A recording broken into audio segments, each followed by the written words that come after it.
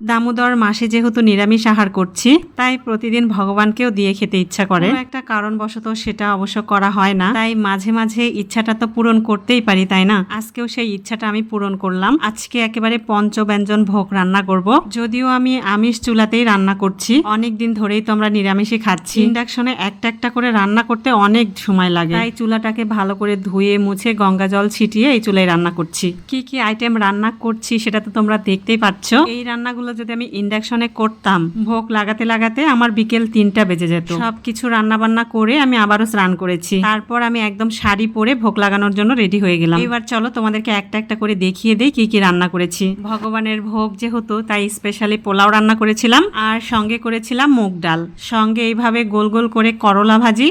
এদিকে ঘরে গুঁড়ো দুধ ছিল, সেই গুঁড়ো দুধ দিয়ে একটু পায়েস করেছি, আর সঙ্গে করে নিয়েছি ধোকা। রান্নাগুলো শেষ করে দেখি যে শশাও নেই, লেবু নেই। সবগুলো রান্না করে রেখে আমি আবারও গিয়েছিলাম একটু বাহিরে, তারপর শশা লেবু নিয়ে এসে স্নান করে তারপরে কিন্তু আমি ভোগগুলো সাজিয়েছি।